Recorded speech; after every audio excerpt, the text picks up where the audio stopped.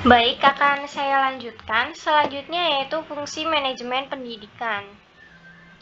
Manajemen pendidikan berfungsi sebagai tolak ukur dalam pengembangan kinerja dari seluruh elemen lembaga pendidikan untuk menciptakan lulusan peserta didik yang berkualitas, bermoral, serta berkarakter baik. Kepala sekolah selaku manajer di sekolah harus mengerti penerapan manajemen pendidikan terutama dalam hal kepemimpinan untuk mempengaruhi seluruh elemen pendidikan dan tenaga kependidikan yang ada dalam lingkungan sekolah agar mau bekerja sesuai dengan kompetensinya. Untuk itu, kepala sekolah harus memiliki kompetensi dalam mengenalkan kompetensi dan berkarakteristik dari masing-masing komponen yang ada di sekolah agar mampu menempatkan orang yang tepat pada posisi yang tepat sesuai dengan kompetensi keahliannya dalam waktu yang tepat juga. Nah, fungsi manajemen pendidikan meliputi yang pertama yaitu ada planning atau perencanaan.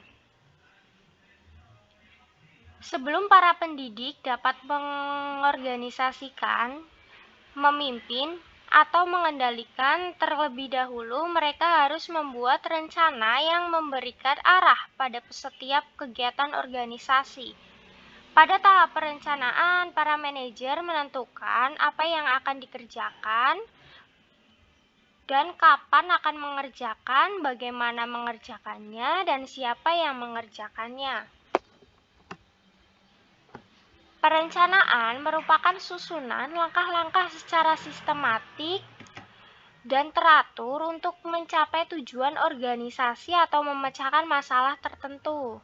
Perencanaan juga dapat diartikan sebagai upaya memanfaatkan sumber daya yang tersedia dengan memperhatikan segala keterbatasan guna mencapai tujuan secara efisien dan efektif. Perencanaan merupakan langkah awal dalam proses manajemen karena dengan perencanaan aktivitas pendidikan ke depan, maka segala sumber daya dalam pendidikan difokuskan pada pencapaian tujuan pendidikan tersebut. Perencanaan merupakan salah satu hal yang terpenting yang perlu dibuat untuk setiap usaha dalam rangka mencapai suatu tujuan. Karena seringkali pelaksanaan atau kegiatan akan mengalami kesulitan dalam hal mencapai tujuan tanpa adanya perencanaan. Kesulitan tersebut dapat berupa penyimpangan arah daripada tujuan atau pada pemborosan modal yang mengakibatkan gagalnya semua kegiatan dalam mencapai suatu tujuan.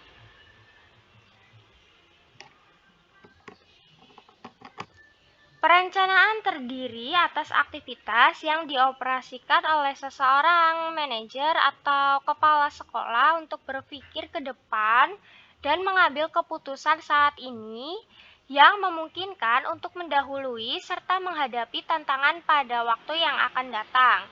Berikut ini aktivitas perencanaan yang dimaksud. Yang pertama yaitu ada perakiraan. Apa itu perakiraan? Perakiraan adalah suatu usaha yang sistematis untuk meramalkan atau memperkirakan waktu yang akan datang dengan penarikan kesimpulan atas fakta yang telah diketahui. Selanjutnya yaitu penetapan tujuan. Penetapan tujuan merupakan suatu aktivitas untuk menetapkan sesuatu yang ingin dicapai melalui pelaksanaan pekerjaan. Yang ketiga yaitu ada pemrograman, yaitu sesuatu aktivitas yang dilakukan dengan maksud untuk menetapkan.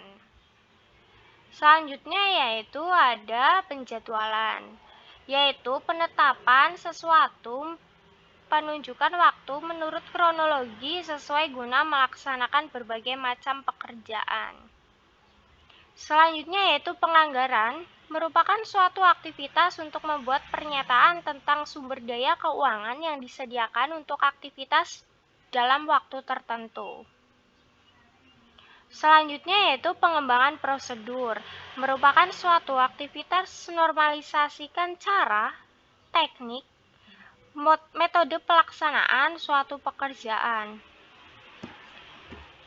Selanjutnya yang kedua yaitu ada organizing atau pengorganisasian.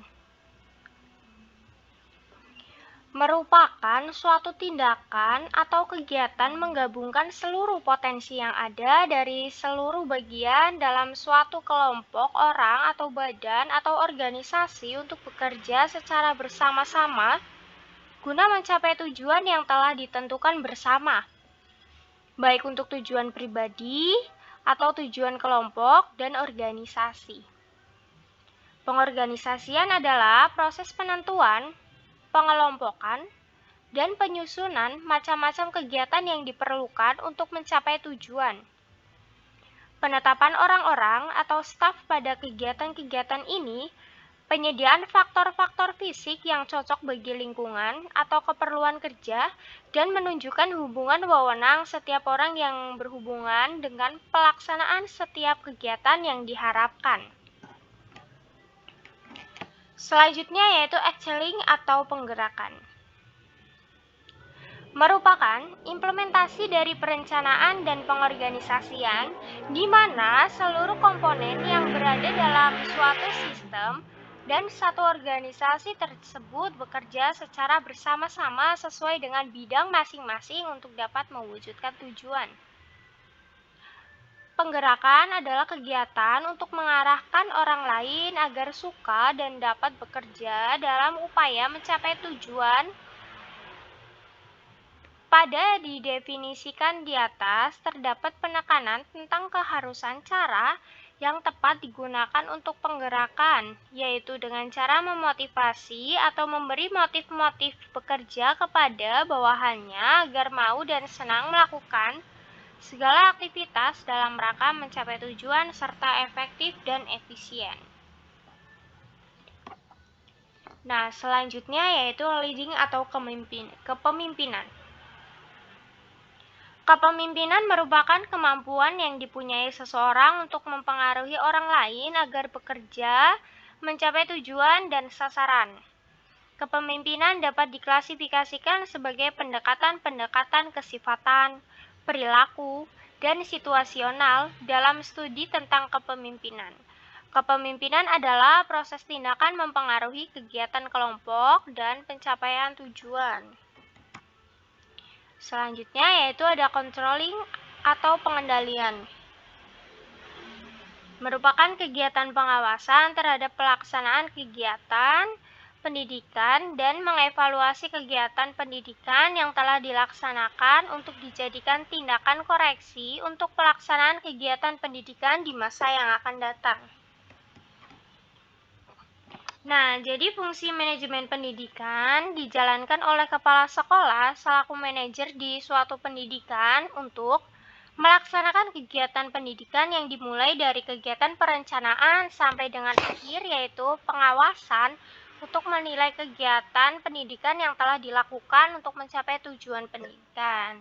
Sekian presentasi dari kelompok kami. Bila ada kesalahan, kami memohon maaf. Terima kasih. Wassalamualaikum warahmatullahi wabarakatuh.